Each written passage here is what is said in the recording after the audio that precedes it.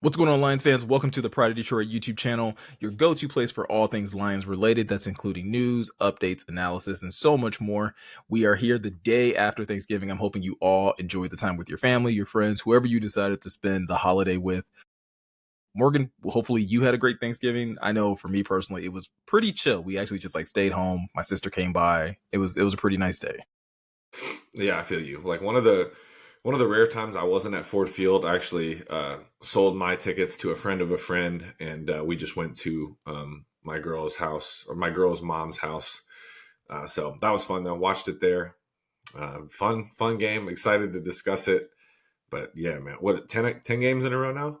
10 games in a row. 10 in a row. This one was 11 and definitely 1. more competitive near the end than I thought it would be.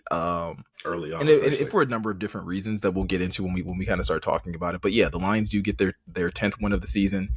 Yeah, that's that right. Yeah, their 10th win of the season, beating the Chicago 11th. Thank you. I was like, that 10th in a row. Right. No, it's because we just said 10 in a row. That's why. But yeah, 10 in a row, 11th win. 11th win of the season, beating the Chicago Bears 23-20 on the season for their first NFC North matchup against them. And yeah, this game was, let's just get to the end, because I think that's where a lot of the talking point is. That has to be, and I said this on probably every social media platform that I got on yesterday, that's the very definition of finding a way to lose, because that made zero sense, right? The Lions get a sack on Caleb Williams on second down, push them outside of field goal range. It is now third down. And instead of calling a timeout, instead of killing the clock, one of those two things, the Bears rushed to the line. And Morgan, they had 34 seconds when they first started kind of scrambling to get to the line. And somehow they burned through all of that time just to take a deep shot to Rome Odunze. And that's game. That's the Lions are able to, escape a matchup against the Bears 23-20. I don't know how that happens. It was an incredible thing to witness. I was a little bamboozled. When the game ended, and my friend, only one of my friends, shout out Wilson, he went to the game. Most of us sold our tickets. All the Lions fans, though, that's a rule. Mm-hmm. But he said it was weird because people were just kind of looking around is that it? But then, yeah, I mean, that shot, Odunze never really had a chance to catch it. Terrion was right there. Kirby was over the top. Falls incomplete. And I'm sure they were Bears fans were bamboozled. Dan was saying something. I still don't really know what he was saying, but he was pointing up. Maybe he's saying zeros. Excuse me. But yeah, the Lions really let them hang around, man. That's just an example of what happens when you play with your food. Typically this year, the Lions have been good about putting their foot on people's throats and just, taking it away, taking their soul early. But what happened early in the first half, they were dominating them on both sides of the ball, but then settle for a field goal. And then I'm not blaming Jameer for that fumble. That was just a good hit, and he just a glancing blow, and that's going to pop that ball out every time. And it just lands right in Chicago's hands, and that's a big turn too. So at the end of the day, yeah, that's what made the game closer. And Chicago, almost like a ball don't lie situation, because that defensive pass interference, y'all know, if you are accustomed to the channel, I don't really complain about officiating much. I think it gets everybody, just evens out. But that DPI against Vildor was terrible. Just that was a booty straight call. Up. Straight up. What in that moment, man. Well, in that moment, in that kind of pass interference, right? Because this is a situation where the ball is underthrown, first of all, and it's off target. So it's not even it was in the vicinity. We're doing a lot of you're pushing it if you think well, he could have gotten to the ball if not interfered with by Kendall Vildor. And it's but they're both kind of jockeying for position. So, but I'm with you. Yeah, Romo was yeah, they might pick this up. Before they even got out to, I was okay, maybe they'll pick it up. They're talking about it. That goes to show what Romo thought of that flag, just, implicit, just without really thinking about it. He was just kind of thinking out loud. But for a former NFL quarterback to be yeah, they might pick that up because that was booty. In that moment, man, that just extended. That was almost a ball don't lie moment to me. So I also feel if I remember correctly, Caleb Williams was hit on that throw as well. So it wasn't even it was a clean pocket type of that throw was a little off target because he was disrupted in his throwing motion. So it's off target a lot yesterday. I won't lie. He had some moments, man. but there were a lot of balls. I'm like, they had that crosser that he was wide open too. Like when I watched that on the tape, probably not going to like that. I don't know who was in coverage. Might have been a Meek or Vildor, but he just threw the ball at, I think it was DJ Moore's feet, just skipped it. And I was like, holy crap, man, at least put it on him. Kinda like, geez. I'm not going to lie, watching that game and watching him operate, specifically talk about Caleb Williams, I felt very vindicated in like the analysis that we did, right? Because like, not to toot our own horns, right? But like Morgan and I say this all the time whenever we do like scout the opponent or all 22 film like type of videos. We're not professional athletes. We're not coaches. Like we don't know the ins and outs of everything, but we feel like we have a good enough like knowledge of football of what should be happening and what shouldn't happen and what are good tendencies or what are bad ones. A lot of the bad tendencies that we highlighted for Caleb Williams were on full display yesterday. And to hear Tony Romo like say the exact same thing of like, hey, this timing on this has to be better. He has to get the ball out sooner. Hey, he's drifting too much. Like those types of things like really help vindicate someone like us when it's like, okay, cool. Like we're in lockstep in how we're at least perceiving how quarterback play should be. Yeah, and we've been around the game long enough, playing, coaching, watching it. So yeah, we don't claim to be experts, but we do watch film and we cover this team for a pretty cool website, if you ask me. So, but yeah, like I just he had some moments like we highlighted in the film, like that one he ripped up the seam and then he had that speed out like that was like for a first down. It was to Odunze. It just clicked in my head again. Because it was just a perfect throw, like many conversions that Jared Goff and Amon-Ra convert, right? Like where the ball is out before Amon-Ra even gets his head around, and that's what he had with Odunze. But for every one of those, it's like he skipped the one at DJ Moore's feet, just kind of putting it off target, and then he'd bail out of stuff too. Like he's athletic enough, he got away with it a couple times, but then man, he got blasted a couple times, and I don't want to hear anything. I already had people in my mentions about the Jack Campbell hit. Now, let me tell you something, man. He's 6'1", 215 pounds. You're going to have to make more business decisions, Caleb. Like if you're somehow watching this, this ain't the Pac-15 anymore. Okay. I'm being disrespectful, but yeah, like you got to get out of bounds or slide. Jack Campbell did not hit him low. He hit him on the thigh, but Jack Campbell, let me tell you, is 6'5", 250 and can run. So when it's going to hurt. Yeah, I'm sure that did hurt. I bet it did. So figure it out, man. You better get on the ground or get out of bounds because he was. I don't know if he was going to cut back or I don't know if he screwed up. He used to play baseball apparently. Why don't you slide better? So I don't know if he was about to slide or he was about to cut back. He wasn't going to. No, he was going to try and he was trying to cut back, and he got caught. That's Sorry, like Bob. because the decision at that point was to slide. You don't get to complain when you don't even make an attempt to slide and then you get hit. You didn't make an attempt to get out of bounds. You got hit. He didn't go high. He could have gone high, bro. Like, what if he just teed off on treated you like a tight end? Then what? And that's the problem, right? Like Caleb Williams in that moment got caught between trying to do two different things, right? He business decision was there was like, hey, you should slide here. But there was also the other part of his brain that was like, I think I can get around this dude. And this is the result. And thankfully for him, it was not worse because that hit looked bad. And thankfully it wasn't on his knee. Yeah, right? He hit him. No. As much as Bears fans need to chill. Yeah, go ahead. Well, and that's the thing, right? Like if you wanted to say like, oh, he was going for his knee, like if he wanted to get his knees, he could have. Been lower. Right? Like you just said, Caleb Williams is 6'1", Jack Campbell 6'4", 6'5". There's a good amount of space where if he wanted to just take his knees out, he could have, and it would have been all bad for Caleb Williams. So yeah. Jack Campbell doesn't tackle. Let me tell you all too. Jack Campbell doesn't hit like a DB, right? Like he's not chopping at thighs and trying to get people down like that. Jack Campbell hits you. That's an Iowa linebacker that can run. If y'all aren't familiar with Lions football and you're new to this channel, watch. Jack Campbell is going to have I imagine he'll have his name in the All-Pro hat this year. That's how I feel about how well he's been playing, man. Like that dude is going crazy. And on a personal level, and again, we don't know him personally, but if you of any of the players that are on the Lions defense, of someone that is probably least likely to be voted as player to do something dirty, Jack Campbell has to be at the top of that list or near the top of the list. He is like as clean cut as they come for a defender. I think, all he does, man, is football. I think he's engaged. He hunts. Like he's one of those Iowa boys. Like that's all he does, man. Football, hunting.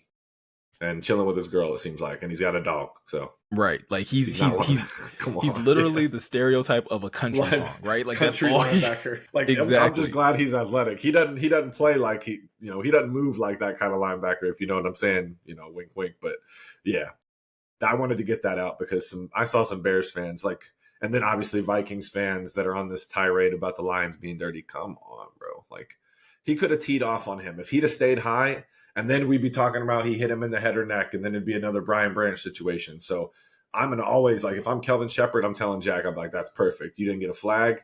Yeah, he got bent over, but you know what, Caleb, you're not Josh Allen, brother. Like I know you're still new in this. Like you're not 6'5", 145 pounds. You're not Anthony Richardson. Get your butt down or get out of bounds.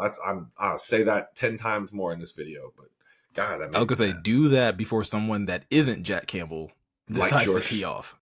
yeah, to clean your stuff up. You know what I'm saying? Seriously. Yeah. But with all that said, all right, getting back to one of the things that I also think working that made this game tough is the injuries, right? And they're continuing to pile up on the Lions defense at this point. And we talked about this last week, right? Like, do we think the Lions can find ways of overcoming it? And they did, right? They had some really great performances from DJ Reader. DJ Reader has 2 sacks. Zadarius Smith has a sack and a half. Al-Qadim Muhammad has a sack.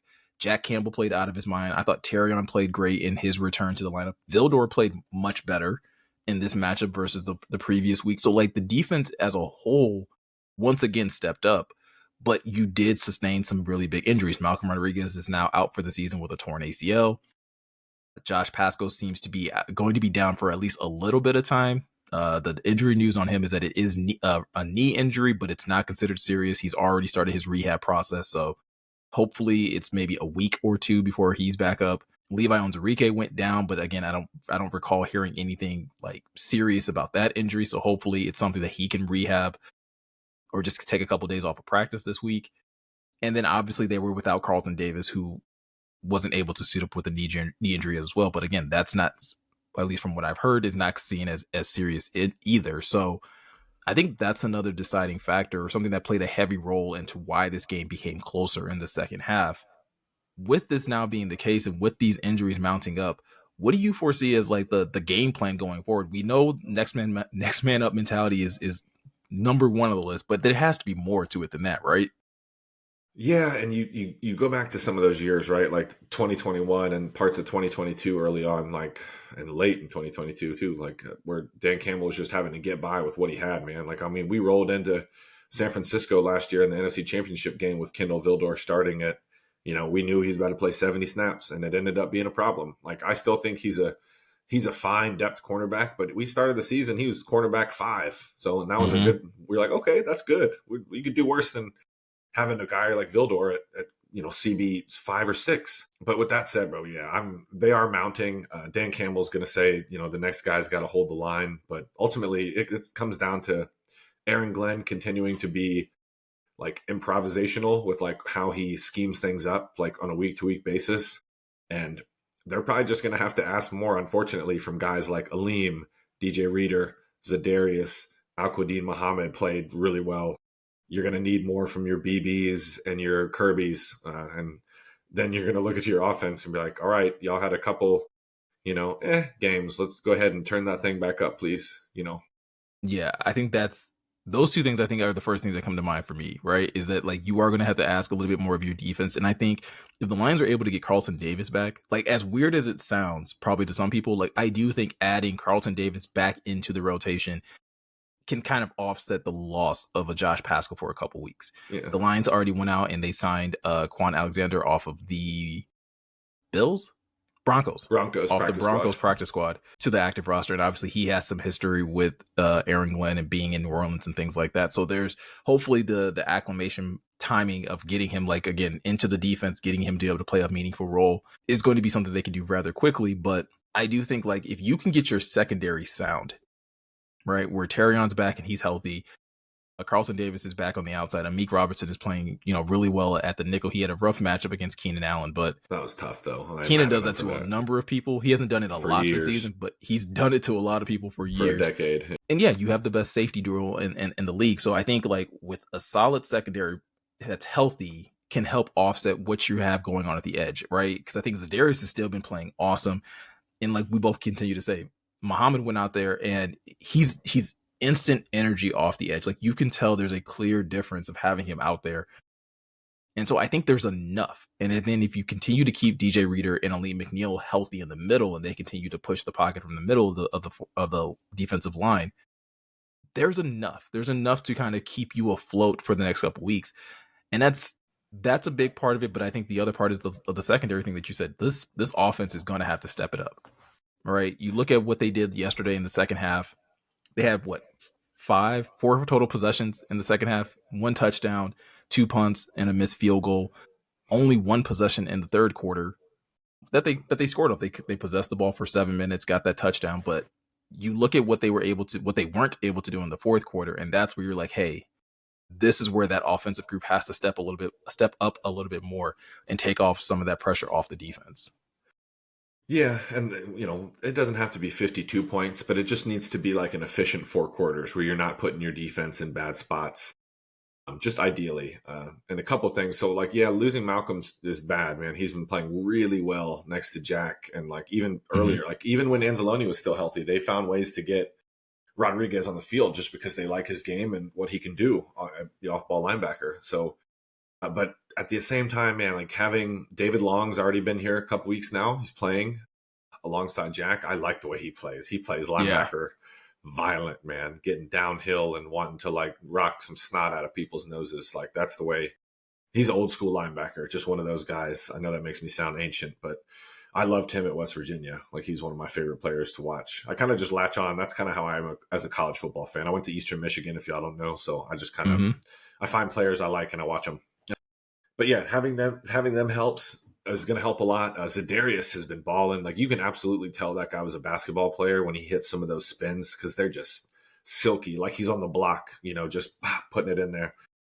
So he's been playing really well. Al-Quadin Muhammad is just so violent. Again, speaking of just like almost like a smaller Marcus Davenport. He's twitchy.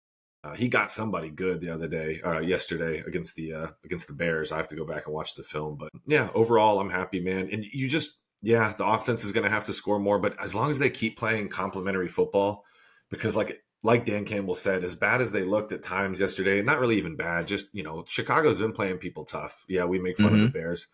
We make fun of the Bears. They've been bad, but they have been playing people tough, including the Packers and the Vikings, right? So, but complementary football, like Jack Fox had that punt. Khalil had me shook, though. He was too close, bro. Yeah. Little more room, like put your feet on like the half-yard line. He was close because that would have sucked because that would have been a big swing. But yeah, getting them down at the 1 helped. And yeah, just keep playing complementary football. This team figures it out. This next game's gonna be tough, though. I do think the Packers know they need to keep winning to keep pace. And I'm going to that injury report. So it's Thursday. It's Friday. We're recording this. That injury report next week on Monday is going to be pretty long. If I had to guess, man, the thing's going to be lengthy. I would say Monday. I would even pay attention to the injury report on Monday because I think you're going to see a lot of guys that are just like no practice, rest. And a lot of it's going to be yeah. I mean, it's going to have an injury attached to it, but most of it is probably going to be rest for sure. Yeah, right. Like your DJ Readers, your Frank Ragnows, like think like that. I think that's so. That is a good point, Miko. I do think people panic early on, but really, especially with a Thursday game, the one you really want to pay attention to is like your Tuesday, Wednesdays. Yeah, so, because I think like if we can see Carlton like limited practice on Monday, full practice by Tuesday. Good, then I think you're in good shape. Hopefully, honestly, Levi's like that's good. Mekhi Wingo went out too. That was another one we didn't touch on. That's true. Mekhi went out and he's been playing too, man. Like that's where it's getting thin. Like Pat O'Connor's fine in there, but you don't really want Pat O'Connor playing 30, 40 snaps. Like you're getting into what's the goofball that played for us that got into the trouble this offseason? That freaking guy from Bama, dummy. I forgot. Bugs. Bugs. Bugs is an okay player that back then, but you didn't want him playing 30, 40, 50 snaps because that's when you start getting in trouble. So hopefully Levi's good to go. That's something. Levi and Mekhi Wingo. I hope they're because we're getting thin, bro. And I love DJ Reader, but DJ Reader's a big man, and we don't really want him playing 40 to 50 snaps either. Well, I was going to say, that's where, like, honestly, having Broderick Martin back is Yeah, beneficial. good point, bro. Yeah, hopefully he's ready to go. Yeah, so having Broderick play a couple snaps in the middle to like be able to 10, spell. 12. Yeah, Yeah. but I agree with you that they do need to have Levi or Wingo back this week just to be able to play edge, right? Because Yeah, like the big end. that's where you probably need them the most, is to be able to play those big edge roles. Stepping into Paschal snaps, because if Paschal can't go, Paschal been playing well, man. I know people don't really like. Yes, he's not Hutchinson with his like repertoire and like how he plays off the edge, but he's a powerful like 3 to 5 technique that can like jolt. Like he ragdolled Mo Alley Cox when I was watching the Colts film. Mm-hmm. Just ragdolled that dude. I was Yeah, like, good lord. Josh puts it all together as far as like technique wise, right? It just doesn't Yeah, translate into like stats yet. It flashy hasn't. stuff. Yeah, Yeah, he's not good player. stuffing the stat sheet just yet, but he's good at disrupting the opposing offense. So no, Yeah, man, I think the Lions kind of, again. So it's a game that they were able to escape and get a win out of. Again, you don't apologize for wins. You take them as they come, because they're seriously, at this point in the season, everybody's hurting, everybody's dealing with something, everyone's trying to find ways to win as they continue to make that push. But the Lions are in a good position in the sense of, you already have 11 wins on the season. Like, your ability to lock up a playoff spot is much more certain than other teams at this point. And so it's just, listen, trying to limit the amount of injuries, trying to continue to win so that you can lock up that number 1 seed. And if the Lions can continue to do that starting next week against Green Bay and continue to just find ways to win, and that's probably going to, like you said earlier, it may require some tweaking in terms of defensive game plan from an Aaron Glenn. It may require an increase in intensity from a Ben Johnson of like, hey, we have to get, again, not necessarily scoring touchdowns, because I think that's another good point. Just extending drives, right? Again, you look at that second half, or specifically that fourth quarter, 3 of those 3 and possessions out. were 5 plays or less, right? Like, you're not yeah, you're getting a lot of 3 4 out, 4 plays in your punting. You got to be able to sustain drives at the very least, because those are the things that can help your defense as well, giving them more time to get a breather on the sideline, so that if those drives come down to like, okay, hey, we need you guys to get a stop, you have fresh legs on the defense. Yeah, and that's what, like, exactly, Miko. And when you hear coaches talk like complimentary football, and you're like, oh, is this coach speak? But no, that's exactly what they mean. It doesn't have to just be things as literal, like as an interception or like a good punt. Like, it could be just extend, like sustaining drives. Like, don't have too many 3 and outs, because you have a bunch of 3 and outs in a row. That's how you end up like happening what like the Bears did in the first half, right? Like, where Yes. the Lions just kept like, okay, we had the ball for 12 plays, another 10 plays, and there was that huge disparity. The Lions had run like 29 plays and the Bears had 6. That's tough. And the Mhm. fact that they were only down 16 was incredible at that point, because it should have been like 25, 28 nothing at that point maybe. And yeah, I looked at snap counts. I remember to say this. Aleem played 63 snaps against the Bears. So that's 94%, man. And he's been battling, like he's been a soldier in there, but like you said, getting Broderick, even if it's for like 8 to 10 snaps, just to give Aleem, because that then you're just Yeah. getting, you know, elite Aleem on more snaps, where, because I know them dudes get tired, man. Like, he's a great athlete, but sheesh, that's a I was lot. gonna say, there was one specific play where like Aleem like almost took a knee, it looked like, on a rush. Like, he got stonewalled and he just like kind of like went to a knee, and like he was not You're quick to not get moving back me. up. And I was like thinking, like, is he hurt? But now, like, again, you look at how often he was out there. That's a heavy percentage. And so yeah, For you a got to 300 find plus other pounder. ways of getting him off the field. Again, like you said, at least, taking that down by 6 or 7, maybe even up to 10 snaps for Yeah. the entire game. That'd be nice. Get him down to that 80% number. Like, that was 94% is like Hutch numbers, guys. Like, the only time Hutch was coming out earlier in the season was when he needed a breather, and it wasn't often, because that guy was in shape. Mm-hmm. So, but yeah, I wanted to come to that point. It's good to see, going through it though. I'm looking at Eric's article. Jack Campbell, 100%. That's a beautiful thing, man. Just one of those. That's what we had visions of. We talked about it when the Lions drafted him. Ideally, he becomes a player you just don't have to take off the field. And he is one of those, man. He's playing really well. So I just wanted to throw that in there. I'm trying to give Jack Campbell some love. And a good game from Sam Laporta. I was Good, gonna say, good yeah, bounce we back talked game. so much about the defense. Sam had a great game. Sonic and Knuckles did Sonic and Knuckles things. Those cleats were fire. Those are Those, tight. whenever those go on auction, those are going to sell for a nice penny. Yeah, some person that was really into Sega Genesis. And yeah, Laporta, to make that your point one more time, like 94% of the snaps, 66. And to Eric's point, second game in a row seeing over 90% of the snaps. So that's promising because as I like Brock Wright, he's a good pro, but Mm-hmm. having Laporta running up the seam and working the middle of the field is like an additional hit when you have, Jameson working and St. Brown working and everything. Yeah, 2 receiving touchdowns for the day. Again, not a ton of yards, but again, just being utilized a little bit more, continuing to just be a threat. Also, before we get out of here, Jared had a great game. Going into this, Jared had some very rough outings against the Bears, but 221 yards passing, 2 touchdowns, no interceptions, only sacked 1 time. Played really well, right? Like I know the fourth quarter looks really lopsided, but I think in totality, he was commanding the offense really well and he wasn't putting them at a disadvantage in terms of like being one of the driving forces of why they weren't winning or why they wouldn't have won that game.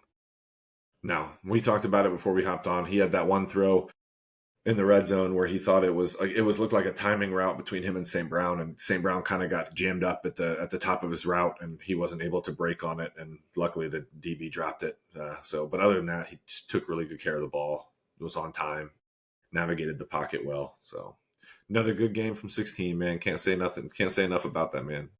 Yep. So that's pretty much going to do it for us, guys. Again, the Lions are on another somewhat short week. It's kind of normal, but like, yeah, they play again on next Thursday. So obviously Morgan and I will be back with our analysis and breakdown of the Green Bay Packers once again and see what how different this team looks now versus the last time they played the Lions. Also looking at some things that the Lions maybe had problems with in their first matchup and that they need to definitely, be mindful of this time around because both of these teams are going to look a little different. Obviously, like we talked about with the Lions having injuries. So it's definitely going to be worth looking back at that matchup and looking back at that first game to figure out, hey, what do the Lions need to make sure that they continue to do, and what are some things that they need to clean up? But with all that said, if you are looking for any more additional Lions content between now and that content coming out, you can always head over to pridedetroit.com. I'm sure there's an article already about Quan Alexander. So if you're not familiar with him as a linebacker, get to know him. Very solid pickup. So again, Brad Holmes doing Brad Holmes things in terms of getting that signing, but definitely check out pridedetroit.com for any more additional content.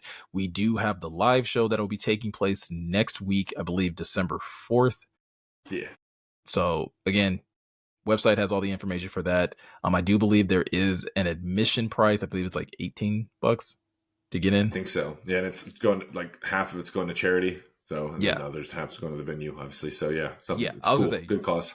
I was gonna say if anybody's wondering that money does not come to us.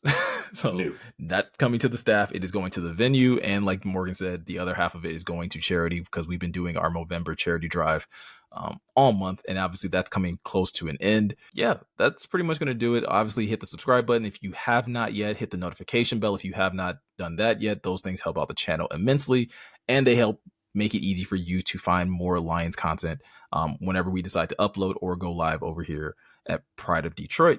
So yeah, that's pretty much going to do it. I'm Miko. He's Morgan.